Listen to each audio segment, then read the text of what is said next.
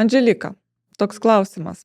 Iš žmonių, ane, realių, kad jeigu matau sklypą, bet nematau privažiavimo prie jo, tai kaip čia gali tai būti? Ai, reiškia, reikia pirkti savo sraigtasparnį ir su juos skristi iki sklypo ir viskas bus labai paprasta. Nu taip. Ne, iš tikrųjų, šitas dalykas yra labai svarbus ir dažnai žmonės neįvertino to kelio nebuvimo. Tai aš gal papasakosiu realių pavyzdžių. Žodžiu, gavau sklypą pardavimui, fainas sklypas, viskas su juo yra gerai. Bet nežinom dokumentaliai, kur yra tas privažiavimas. Yra tipo, kaip pasakė žmonės, ten kažkada buvo privažiavimas, žinau, kad turėtų būti, visa kita, ten kažkiek nubraižyta, bet patvirtinimo, tam tikro, jo nėra. Galvoju, gerai, ką čia daryti, reikia, reiškia, kreiptis į galimai matininkus, kurie gali pasakyti, arba NŽT. Galvoju, pasikreipsiu aš į NŽT. Parašiau į Nacionalinę žemės tarnybą prašymą, galit mums išaiškinti, kur čia yra tas privažiavimas, tas servitutinis kelias mūsų nuostabus. Laukiau atsakymą 20 dienų, gavau iš jų raštą. Tenais yra konkrečiai numatyta, kad mums priklauso 10 arų kelio, kas yra daug kaip keliui, kad galim važiuoti, naudotis, visą kitą per sklypą, kuris yra kaimyninis. Galvoju, gerai, super, viskas tvarkoj. Ir taip gavosi, kad radau šitą informaciją ir užmiršau aš apie tą sklypą. Vis tiek, žinot, tokie sklypai, jie nėra parduodami labai greitai, nes tenais pagrindę komerciją tik tai darysi, šalia daug visokių, nežinau, gamybinių pastatų ar sandėliavimo pastatų. Ir taip gavosi, kad atsirado pas mus pirkėjas. Ir sako, ten reikia informaciją surinkti apie sklypą, visą kitą. Ten pasikreipėm į ESO, parašėm jam įgaliojimus, jis pats išsiėmė sąlygas, pasikreipė dėl vandentiekio, kanalizacijos ir taip toliau. Ir priėjo pas mus tas, ta eilė iki kelio. Sakau, pas mane yra raštas, žiūrim, sakau, parašyta yra juodai ant balto, jo lapas. Ir viskas tvarkoja. Sako, gerai, bet sako, mes norėsim tą kelią asfaltuoti, o kad jį asfaltuoti, reikia gauti. Žodžiu, reikia paruošti projektą ir ant to projekto turi pasirašyti sklypo savininkai, per kurių sklypą eina tas kelias. Galvoju, gerai, kas čia tokio? Tuoj gausiu aš tą parašą, nusišypsosiu, ten pakalbėsiu, viskas bus gerai. Kaip aš klydau, žinokit. Pasikreipiau, radau už kontaktus tos įmonės. Pasirodė, jie ten ruošiasi statybas daryti. Jau gavo sąlygas, jau gavo visus leidimus statybų ir visą kitą. Ir sakau, žiūrėkit, mums čia pagal mūsų tą raštą, kur mums Nacionalinė žemės tarnyba atsiuntė, priklauso kelias. Norim jį naudotis. Jie į mane pažiūrėjo kaip į kažkokį durnelį ir sako, žinai, neduosime tau kelio to, pas mus yra detalus planas, jame nėra numatyta to kelio ir viskas. O jeigu detaliam plane nėra numatyto kelio, tai ką tu padarysi? Reiškia, reikia ieškoti būdą. Tai papasakosiu. Žodžiu, pradėjau aš eiti vargo keliais, su to pirkėju mes bendradarbiaujam iki šiol, nes tai dar sprendžiama situacija. Kalbėjau su matininkai, žodžiu, gautas konsultacijas. Tai žodžiu, pas mus buvo tokia mintis, kad čia nedaeiti iki teismų, nes čia tada būtų teismas, čia iš karto.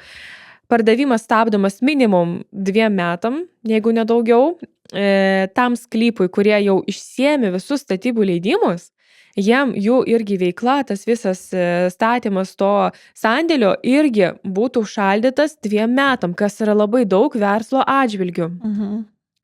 Galvoju, gerai, eisim per kaimyninį kitą sklypą, kur yra valstybinis sklypas, bandysim su jais suderinti visą kitą.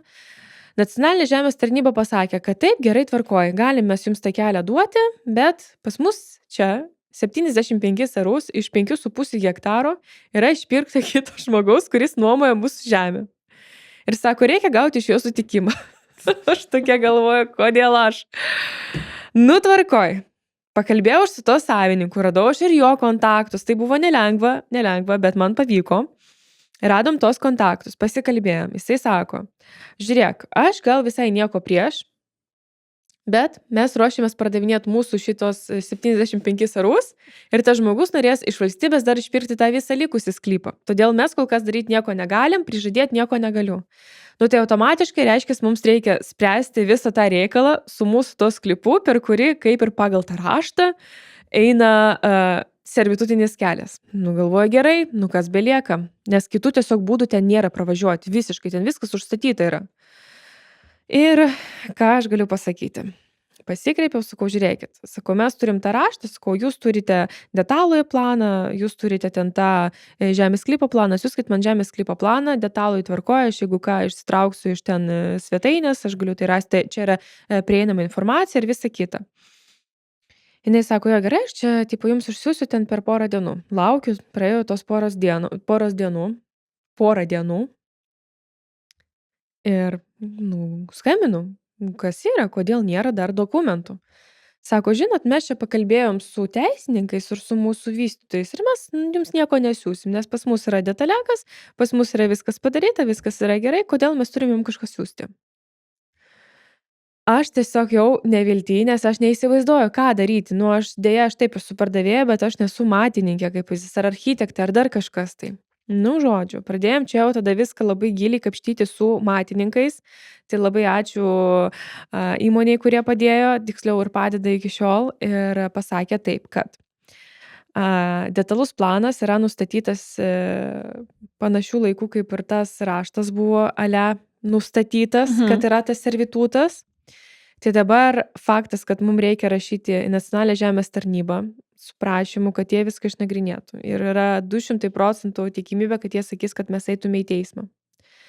Tai mes bet kokiu atveju eisim. Tai dabar yra tiesiog sprendimas toks, kad mes einam į tą teismą kartu. Tas sklypas, nacionalinė žemės tarnyba, kurie atstovaus Lietuvos Respubliką.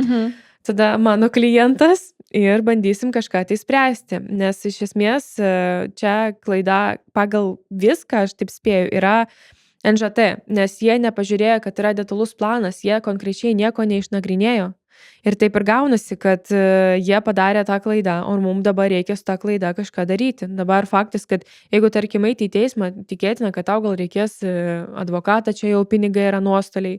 Dabar matininkų įmonė, jie dabar irgi padeda tvarkyti tos reikalus, raštus visus rašyti, irgi yra pinigai. Nu tai jūs įsivaizduokit, kad dėl tokios klaidos mes dabar realiai neturim kelio, o bet koks sklypas pagal įstatymą privalo turėti kelią. Taip. O tokių yra, žinok, taip, tikrai yra. Yra. Tai dabar sprendžiam, tai aš labai tikiuosi, kad mums pavyks viską išspręsti. Bet situacija yra tokia. Todėl labai reikia atidžiai tikrinti, ką jūs perkat ir ar yra tenais pravažiavimai, nes jūs gali turėti nuostolių ir jūs gali turėti sklypą, kuris iš esmės nieko vertas, kol nėra to kelio. Tikrai taip. Tai dėl tokių sudėtingų situacijų kreipkitės į mus, žinokit, padėsim, pakonsultuosim ir sekite mus. Turtas 365.